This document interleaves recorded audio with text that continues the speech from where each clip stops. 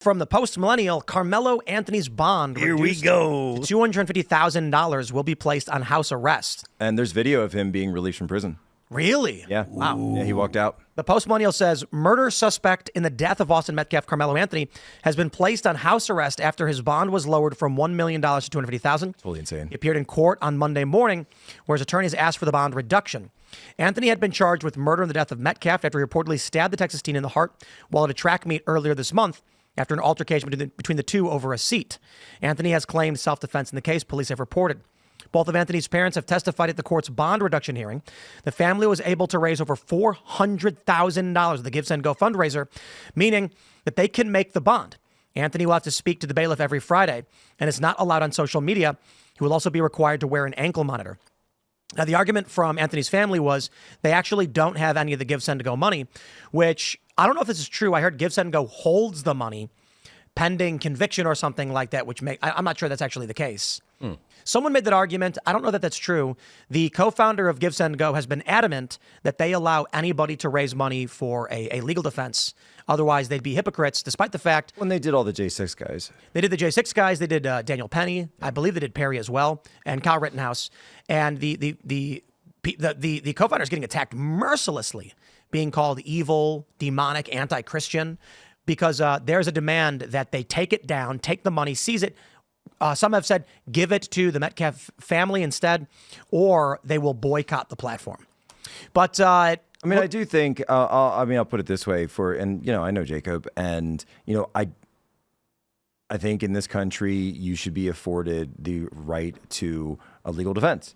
And if GiveSendGo gets taken down, guys, where else are we going to go for platforms like this that don't do cancellation? But there's two interesting developments. The one is that Karmelo Anthony's legal team quit and was replaced by a nonprofit that I'm not sure. Did they quit or did he trade up? I think he traded up. Yeah. Because this group is now like a BLM-associated nonprofit group. I'm not entirely sure, but I've seen that be reported. And there is video that the police have. Now, the question is, where did the video come from? Because there's a huge list of witnesses here. Well, it's a teen track meet. Right. And it was more than 2 schools that were there. It was a ton of schools, 4 or 5 at least. And so they've got video footage so to put it simply, this will be interesting to see what happens. But many people are questioning why the video footage wasn't released. That is, if this was self-defense, wouldn't the defense do everything in their power to get the video footage released that shows that? You'd think. The defense team, yes. Right. Yeah. The defense would be coming out right now giving statements saying, we want that footage released. And they're not doing that. I haven't heard that at all.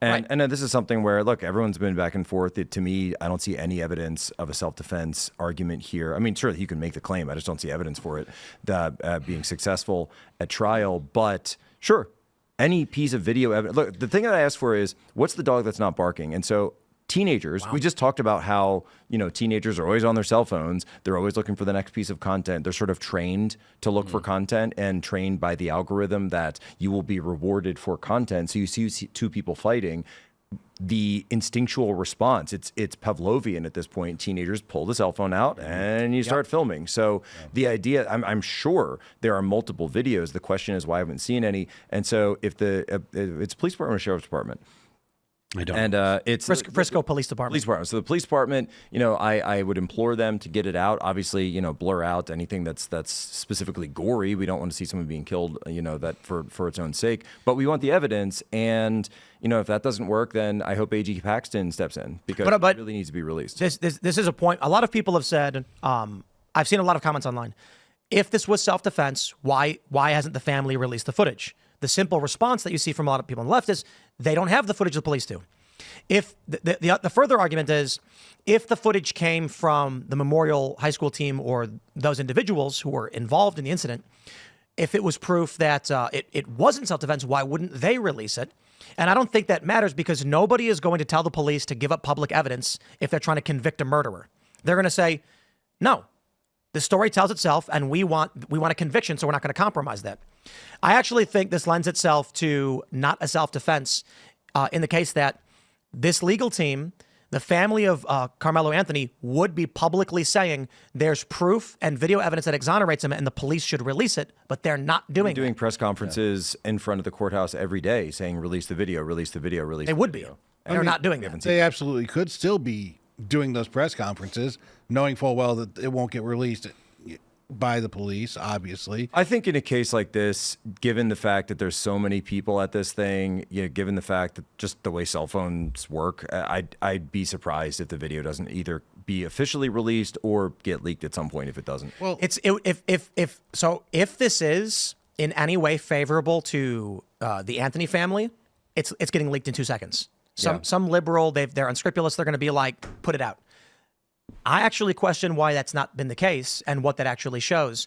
And there's a couple scenarios to look at in the way that the officer who responded initially, the way he described it. That is, we have two police statements. So there's many different police here. The officers who apprehended Anthony and 2 officers who responded to witnesses.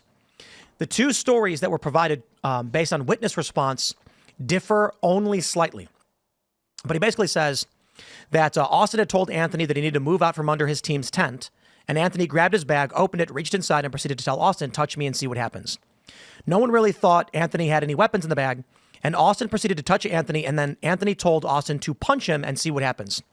A short time later, Austin grabbed Anthony to tell him to move, and Anthony pulled out what Redacted recalled as a black knife and stabbed Austin once in the chest and then ran away.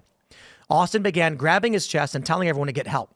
Redacted advised he did not know Anthony's name, but stated another Memorial Tract member, whose initials are E and P, its name is Redacted, was friends with Anthony and he could identify Anthony. Redacted described Anthony as a black male, skinny with possibly a goatee, short puppy hair, wearing a Centennial High School clothing, and that concluded their contact. This tells us very little about what happened. And I believe the interpretation from the right largely is that Karmelo basically was getting in the face of Austin saying, touch me and see what happens. And that is possible. Mm-hmm. The other interpretation, which is much more, which the left is playing up, I would say, is that Austin approached him and was being the aggressor, and the touch me was a warning. This wasn't an enclosed space. Some other factors that matter was it was raining, and the police said that it began to heavy thunderstorm, downpour, upon arrival. All of these things factor in. Anthony was friends with a Memorial Track team member. There's at least 6 high schools that were there at the time. Now, obviously, I think this falls under likely manslaughter at the bare minimum. But I will revise my statement upon discussion with your Jack when we looked up the laws, actually. Texas doesn't have a first-degree premeditated murder rule like other states. There is no distinction between premeditating a murder and accidentally killing someone, in which regard this is why they charged him with first-degree murder, not felony rural murder, and it's likely why he's going to get convicted of murder. That is, Texas law states if you engage in anything that is harmful or reckless that results in a death, that is first-degree murder. You don't have to premeditate it, in which case, by Texas law, that applies. My assessment of this was based probably on Illinois or New York law, which in other jurisdictions, you've got premeditated first degree, which I think was New York, meaning you went to a place with the intention of killing somebody. Each state is right. Varies quite a bit, and Texas, I think, even more than most. Right. So the important distinction here is Texas has only a manslaughter law and a first-degree murder law. And first-degree murder is you intended to kill somebody or you engaged in an activity that could reasonably cause someone to die. Like stabbing them in the chest. Stabbing them in the chest, exactly. In which case, it doesn't matter what the context is. He's not been charged, I understand it, under the felony murder rule, and a lot of people are claiming it's because he had a knife. This knife may not have been illegal. If it was less than 5.5 inches, it was legal for him to carry it in that school. The issue is... Which, by the way, is another Texas... There's a specific Texas law, if I understand, that regarding self-defense that says if your life is lower than a certain level, then you can still declare self-defense even if you could have that knife on your person. Right. Like a pocket knife or something. You can have an illegal weapon and use it for self-defense. You can automatically lose it if the knife that you are carrying is over a certain amount. And, lawyers correct me if I'm wrong, but there's something like that. Here's what I think. I think with the news of the video footage, I think the police reviewed the footage and easily determined this was a first-degree murder. That is, I don't think Karmelo Anthony showed up with the intent to straight up murder somebody. I think Matt Walsh is correct. He felt disrespected. He didn't want to be made to stand in the rain. Austin was getting physical, but not to the extent that it warrants a stabbing. And Karmelo Anthony feeling disrespected, feeling like, hey, you can't touch me, engaged in an action that was likely to cause death, and it resulted in a death, which is first-degree murder in Texas. Right, and so the situation regarding that a lot of people have talked about, say, well, what if he just fought back? Would that have just been a fight? Yes, that would have been, right? That would have just been a fight. Or if he hadn't fought back, could potentially he have, pressed charges on Austin, which, for pushing him or something, perhaps. But I don't know if they would have actually brought it. But the point being is, just because you're in a fight with somebody doesn't give you the ability to pull out a knife and then stab them because you want to or you think you can. You need to have all of those elements of self-defense, predominantly being the imminent threat of fatal violence. Now, I'm actually surprised that Texas is actually as light as they are in terms of the line separating self-defense and see, this is what I did not know about Texas. In West Virginia is very, very in favor of the, let's just say the person claiming the defense. So in this regard, I think it's the video evidence that made it easy for the police to charge this as it was. Which I'm sure they would have collected. Which you don't, right away. You don't see that in these statements, but because these statements, you would need the actual video verification before you could put that in a report, et cetera, et cetera. These are statements based on what they saw and what they heard, as opposed to a video report, which I'm sure is going to be coming out at some point, that will describe what was seen on the video. And but I'm sure these same officers collected those videos. Exactly. I think very easily what is not put in these police reports is that the kids probably said, watch the video. Mm-hmm. And they probably saw the Karmelo Anthony clearly act in an escalatory manner.